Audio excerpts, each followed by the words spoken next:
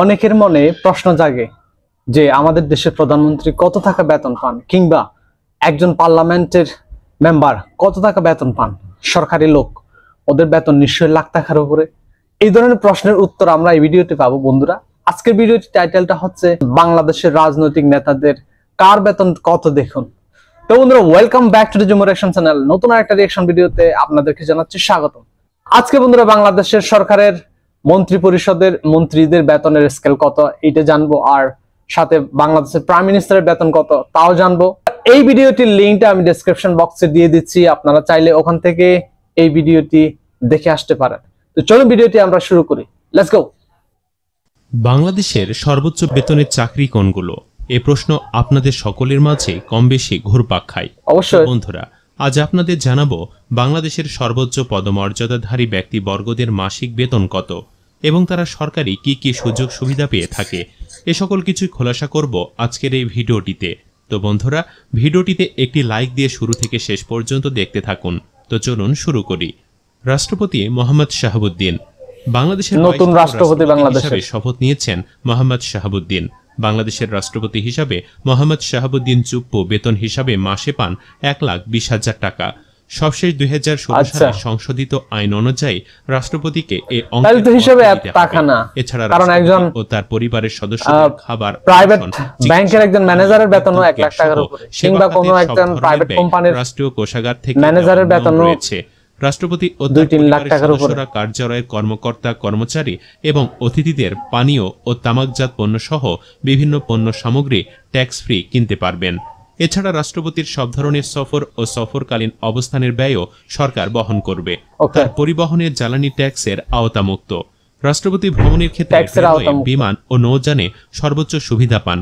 বিমান ভ্রমণের ক্ষেত্রে তার বার্ষিক 27 লাখ টাকা বিমা কভারেজ দেয় সরকার। আইন অনুযায়ী রাষ্ট্রপতি বছরে 2 কোটি টাকা পর্যন্ত ব্যয় করতে তহবিল পান। সরকারের নির্ধারিত শর্ত সাপেক্ষে তিনি এ তহবিল থেকে ব্যয় করেন। এছাড়াও রাষ্ট্রপতি অবসরে গেলেও আইন অনুযায়ী ব্যক্তিগত স্টাফ সহ পাবেন অবসর সুবিধা। প্রধান বিচারপতি হাসান ফয়েজ সিদ্দিকী বাংলাদেশের 23তম প্রধান বিচারপতি হলেন হাসান ফয়েজ সিদ্দিকী। এর আগে 2015 সালে 30 এপ্রিল থেকে তিনি বাংলাদেশ জুডিশিয়াল সার্ভিস কমিশনের চেয়ারম্যান হিসাবে দায়িত্ব পালন করেছেন। বিচারপতি হাসান ফয়েজ সিদ্দিকীর মাসিক বেতন 1,10,000 টাকা। তিনি এই 1,10,000 টাকা নির্ধারিত স্যালারি সহ আনুষঙ্গিক বিভিন্ন সুযোগ সুবিধা পেয়ে থাকেন। এমপি শামীম ওসমান নারায়ণগঞ্জ 4 আসনের সংসদ সদস্য হিসাবে দায়িত্ব পালন করছেন শামীম ওসমান। তিনি সরকারের কাছ থেকে মাসে 55,000 টাকা বেতন পান। এছাড়াও যাতায়াত খরচ, বাড়ি ভাড়া ও আনুষঙ্গিক বিভিন্ন ভাতা মিলে মোটা অঙ্কের বেতন পেয়ে থাকেন। স্পিকার শিরিন শারমিন চৌধুরী বাংলাদেশ সংসদের স্পিকার হিসাবে দায়িত্ব পালন করছেন শিরিন শারমিন চৌধুরী। সকলের মতো তিনিও রাষ্ট্রের কাছ থেকে মাসিক বেতন পেয়ে থাকেন। শিরিন শারমিন চৌধুরীর মাসিক বেতন 1,12,000 টাকা। এছাড়াও তিনি সরকারি বিভিন্ন নিজস্ব সরকারি বাসভবন পেয়ে থাকেন। জুনাইদ আহমেদ পলক ডাক এবং টেলিযোগাযোগ মন্ত্রণালয়ের তথ্য ও যোগাযোগ প্রযুক্তি বিভাগের প্রতিমন্ত্রী হিসাবে দায়িত্ব পালন করছেন জুনাইদ আহমেদ পলক। পলকের মাসিক বেতন 92,000 টাকা। এছাড়াও তিনি দৈনিক 1,500 টাকা পান। বিনা ভাড়ায় সরকারি বাসভবনের সুবিধা এবং আসবাবপত্র পান তিনি। সরকারি বাসায় বাড়ি ভাড়া বাবদ 70,000 টাকা, সেই সঙ্গে গ্যাস, বিদ্যুৎ, পানি, টেলিফোন সহ সব ধরনের সেবা খাতের বিল ও বাড়ি ব্যবস্থাপনা খরচ সরকার বহন করবে। চিফ হুইপ নুরি আলম চৌধুরী চিফ হুইপ হলেন বাংলাদেশের জাতীয় সংসদের একজন সদস্য, যিনি সাধারণত ক্ষমতাসীন বা শাসক দলের হয়ে থাকেন। চিফ হুইপের দায়িত্ব হল সংসদের দলীয় শৃঙ্খলা রক্ষা করা। বর্তমান একাদশ জাতীয় সংসদের চিফ হুইপ হলেন নুরি আলম চৌধুরী। তিনি মন্ত্রীদের সমপরিমাণ বেতন পেয়ে থাকেন। তার মাসিক বেতন 1,05,000 টাকা। এছাড়া সরকারি বিভিন্ন সুযোগ সুবিধা ও ভাতা পান তারা। ওবায়দুল কাদের বাংলাদেশ সরকারের সেতু মন্ত্রী হিসাবে দায়িত্ব পালন করছেন। তিনি প্রতি মাসে 1,05,000 টাকা বেতন পেয়ে থাকে। এছাড়া সরকারি খরচে সার্বক্ষণিক গাড়ি, ঢাকার বাহিরে অফিসিয়াল ট্যুরের জন্য অতিরিক্ত একটি জিপ গাড়ি পান, যার যাবতীয় খরচ সরকার বহন করে। সরকারি খরচে রেল ভ্রমণ ও বিদেশ ভ্রমণ, বিনা ভাড়ায় সরকারি বাসভবন, গ্যাস, বিদ্যুৎ, পানি, টেলিফোন সহ ভবনটির যাবতীয় রক্ষণাবেক্ষণ সরকার বহন করবে। বিমান ভ্রমণের জন্য বিমা সুবিধা ৮ লাখ টাকা, সার্বক্ষণিক নিরাপত্তা প্রহরী। এছাড়াও সরকারি বাসায় সর্বোচ্চ ৫ লাখ টাকা মূল্যের আসবাবপত্র। সরকারি বাসায় না থাকলে বাড়ি ভাড়া বাবদ ৮০,০০০ টাকা, সেই সঙ্গে বাড়ি ব্যবস্থাপনা খরচ ও সব ধরনের সেবা খাতের বিল সরকার থেকে দেওয়া হবে। দীপু মনি। বাংলাদেশ সরকারের প্রথম নারী পররাষ্ট্রমন্ত্রী ও প্রথম নারী শিক্ষামন্ত্রী হলেন দীপু মনি। তিনি সরকারের কাছ থেকে মাসিক ১,৫,০০০ টাকা বেতন পান।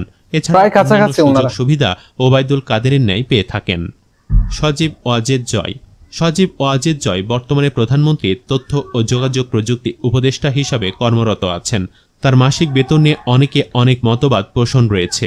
২০১৪ সালের ১৮ নভেম্বর এক সভায় বিএনপির সমসাময়িক ভারপ্রাপ্ত মহাসচিব মির্জা ফখরুল ইসলাম আলমগীর জয়ের বেতন নিয়ে প্রশ্ন তুলে বলেন, প্রধানমন্ত্রীর তথ্য প্রযুক্তি উপদেষ্টা সজীব ওয়াজেদ জয় প্রতি মাসে ১,৬০,০০,০০০ টাকা বেতন নেন। এই তথ্য তৎকালীন ডাক ও টেলিযোগাযোগ এবং তথ্য যোগাযোগ প্রযুক্তি মন্ত্রী লতিফ সিদ্দিকী ফাঁস করে দিয়েছেন। এজন্য লতিফ সিদ্দিকীর মন্ত্রিত্ব কেড়ে নেওয়া হয়েছিল। একই দিনে বিএনপির অপর এক নেতা আসম হান্নান শাহ বলেন, সজীব ওয়াজেদ জয় মন্ত্রী পদমর্যাদার প্রতি মাসে $2 লাখ বেতন নিচ্ছেন। এরকম বেতন রাষ্ট্রপতিও পান না। তবে তার মাসিক বেতনের কোনো সঠিক তথ্য কোথাও পাওয়া যায় না। এটা যদি হয়ে থাকে তাহলে উনি হচ্ছেন শেখ হাসিনা হলেন বাংলাদেশ সরকারের রাষ্ট্রপতির পরে দেশের সর্বোচ্চ ক্ষমতার অধিকারী তিনি। অন্যান্য সরকারি চাকরিজীবীর মতোই মাস শেষে বেতন পেয়ে থাকেন বাংলাদেশের প্রধানমন্ত্রী। এছাড়াও তিনি এমন অনেক সুবিধা পান যা একজন ধনী ব্যবসায়ীর পক্ষে অর্থ দিয়েও কেনা সম্ভব না। একজন প্রধানমন্ত্রীর কাজ হলো সঠিকভাবে দেশকে পরিচালনা করা, তবে বিনামূল্যে এই কাজ করবেন না তিনি। এর জন্য রাষ্ট্রের কাছ থেকে তিনি প্রতি মাসে ১,১৫,০০০ টাকা বেতন পান। প্রধানমন্ত্রী নির্বাচিত হওয়ার পর বরাদ্দ পান একটি সরকারি বাসভবন, যা আমাদের কাছে গণভবন নামে পরিচিত। এটি সাজানো এবং রক্ষণাবেক্ষণের জন্য প্রয়োজনীয় সকল খরচ বহন করে রাষ্ট্র। আকাশপথে ভ্রমণের জন্য রাষ্ট্রীয়ভাবে বাৎসরিক ২৫ লক্ষ টাকার ইন্স্যুরেন্স কভারেজ পান বাংলাদেশের প্রধানমন্ত্রী। এছাড়াও ভ্রমণে থাকা অবস্থায় প্রতিদিন ৩,০০০ টাকা পান তিনি। দেশের সাধারণ নাগরিকদের মতোই একজন প্রধানমন্ত্রীও যে কোনো সময় অসুস্থ হতে পারেন, তবে চিকিৎসার পেছনে আমাদেরকে অর্থ ব্যয় করতে হলেও সরকার প্রধান বিনামূল্যে সেটি পেয়ে যান। বাংলাদেশের যে কোনো হাসপাতালে প্রধানমন্ত্রী ও তার পরিবারের সদস্যরা ফ্রি চিকিৎসা নিতে পারেন। এর জন্য কোনো অর্থ ব্যয় করতে হয় না তাদেরকে। বাসভবনে বসেও একই ধরনের সুবিধা নিতে পারেন তারা। শুধু তাই নয়, ডাক্তারের পরামর্শ অনুযায়ী উন্নত চিকিৎসার জন্য সরকারি খরচে বিদেশেও পাড়ি দিতে পারেন প্রধানমন্ত্রী ও তার পরিবারের সদস্যরা। তো বন্ধুরা, এই ভিডিওটির সকল তথ্য অনলাইন থেকে সংগ্রহ করা। যদি কোনো ভুলভ্রান্তি হয়ে থাকে অবশ্যই তা ক্ষমাস্বরূপ দৃষ্টিতে দেখবেন এবং তা কমেন্টের মাধ্যমে জানিয়ে দেওয়ার অনুরোধ রইল। আর চ্যানেলটিতে নতুন হয়ে থাকলে চ্যানেলটি সাবস্ক্রাইব করে বেল আইকনটি বাজিয়ে রাখুন। ধন্যবাদ। ভিডিওটি খুব ভালো লাগলো, খুব সুন্দরভাবে সাবলীলভাবে সমস্ত তথ্য উনি দেওয়ার চেষ্টা করেছেন। বন্ধুরা, এই চ্যানেলটিকে সাপোর্ট করবেন। অনেক কনফিউশন দূর হয়ে গেল।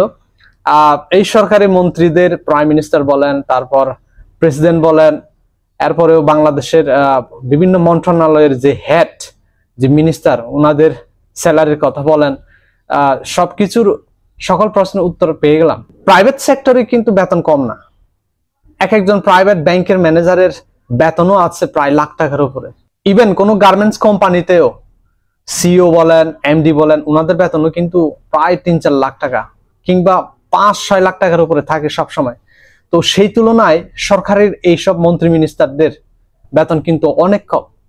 তবে অন্যান্য সুযোগ সুবিধা কিন্তু আছে, যেমন চিকিৎসা ভাতা ফ্রি, যাতায়াত ভাতা ফ্রি, তারপরে বাসস্থানের ভাতা ফ্রি।